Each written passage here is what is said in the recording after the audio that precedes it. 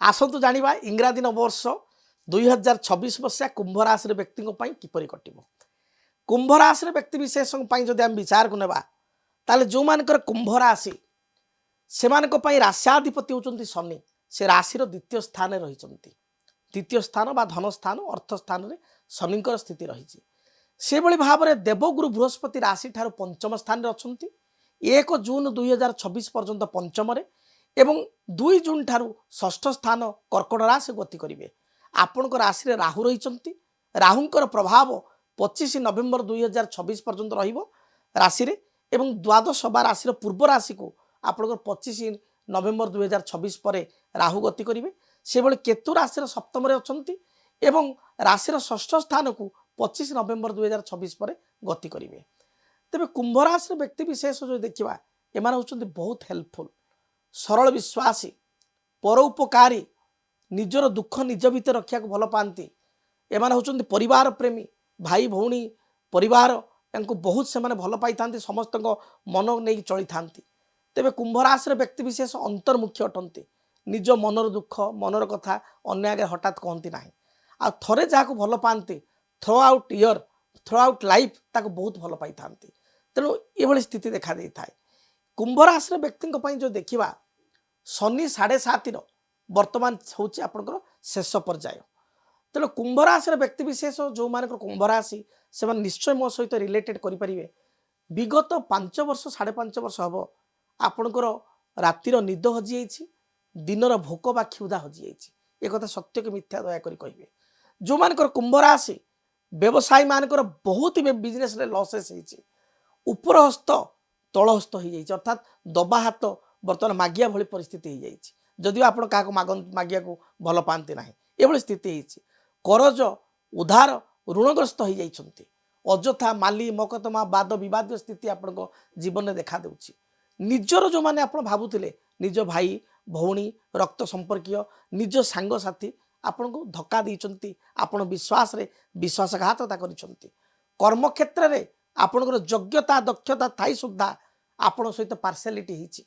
आपण गोटे अनुष्ठान रे 0 ରୁ 100 पर्यंत काम कला परे मध्य 100% ब्लड एवं झाड़ देकर काम कला परे मध्य आपण को मूल्य बुझा जाई नहीं। एभली कथा आपण सहित घटी कि नहीं दयाकोरी दर्शक बंधु जदि कुंभ राशि आपण जणाइबे।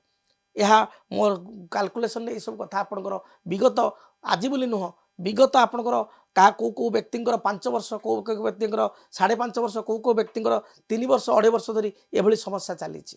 तेबे आपणकर शनि वर्तमान शेष पर्यायर अच्छा, अर्थात आप शनि जदि देखा ताले लास्ट मोमेंट रे वर्तमान चली 3rd राउंड शनि।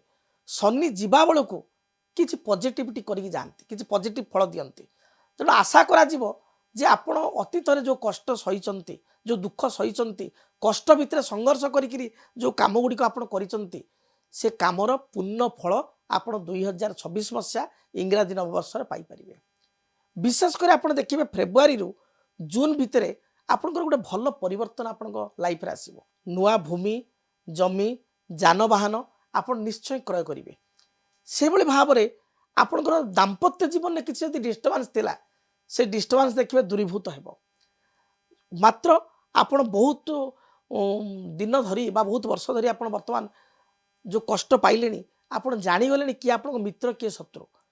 तेणु आपंकर जो किसी गेन बर्तमान ए वर्ष हे आप निजर अंतर कथा गुप्त कथा अन्य आगे परिप्रकाश करूँ ना एवं अन्य को साहाय्य करने पूर्व थरे नुह 100 थर चिंता करी आपण करंतु।